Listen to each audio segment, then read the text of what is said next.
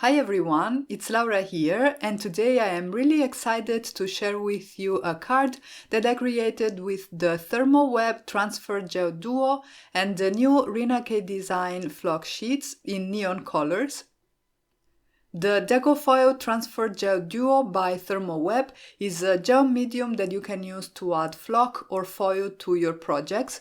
And the really cool thing about this product, which is what made me really curious about it, is that you can use it even without heat.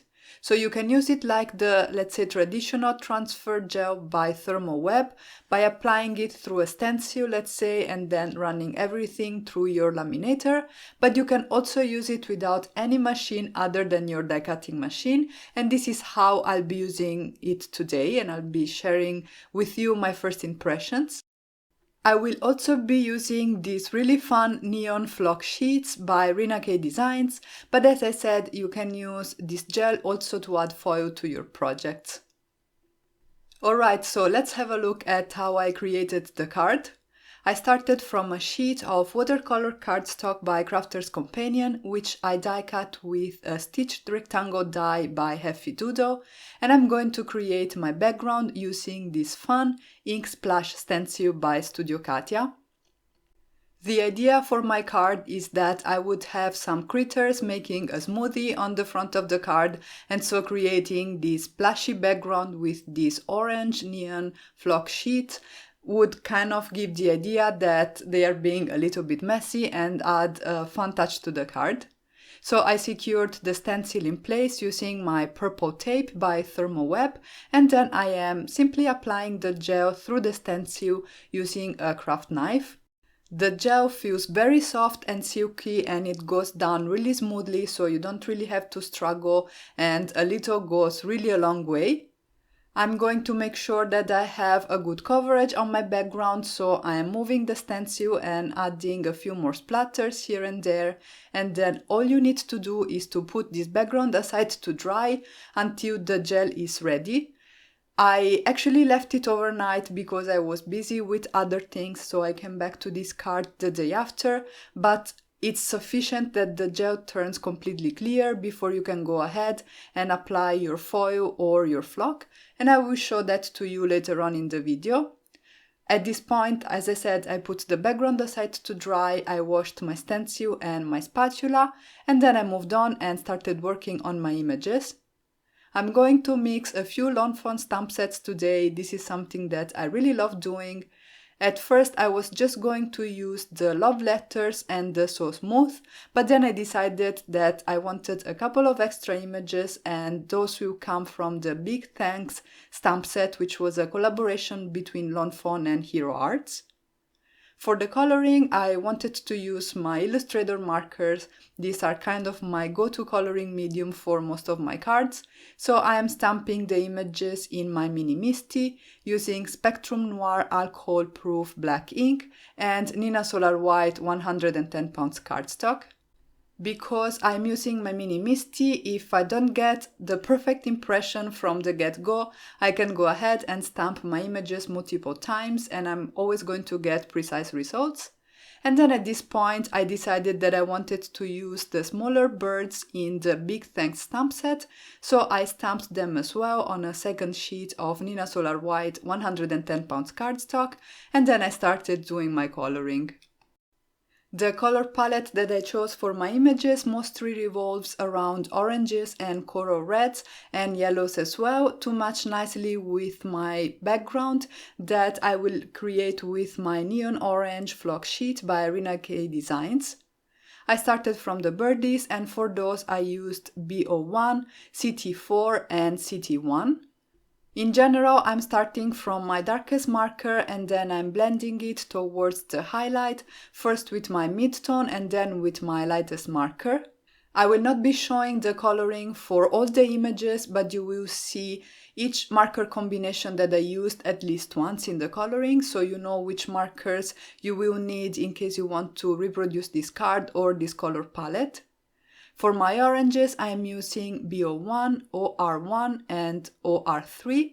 And in this case, because the area is a little bit larger, I kind of saturated the paper at first by covering the entire area with my lightest marker, and then I went ahead and added my midtones and my shadow markers. I also left kind of a wedge white on my juice because that's kind of the light reflection on the glass of the blender, and then I moved on and colored the body of the blender itself with some coral reds. These are CR10, CR7, CR5 and CR2. And while I finish the rest of the coloring, I have a very exciting announcement to share. I have a brand new website which I have been working on for quite a while now, and it finally went live. I am so happy about it, and I would really love for you to check it out. It is lauravolpes.com, so my first and second name, and it will be linked in the description box down below. I really would love to hear your feedback and your opinion about it. And I also wanted to let you know that my old blog will stay live, but I will not be updating it any further. So you can either follow my WordPress blog if you want to stay up to date with my content, or the absolute best way to do that is to subscribe to my newsletter, and you will have a link in the description box down below for that as well. So if you want to subscribe, you can follow that link, add your email address, and then you will receive post updates and any type of updates that I share directly to your inbox. Coming back to the card, I decided to add a little bit of contrast and to introduce some blues. I used some light teal blues already on my card to color the glass objects, so the cocktail glass as well as the glass part of the blender, and I decided to use some darker versions of these blues, so markers in the same color families but with higher numbers, to introduce a little bit more blue and, as I said, create contrast. I finished coloring my images, and then, as I said, I had to leave my craft room and I came back the day after.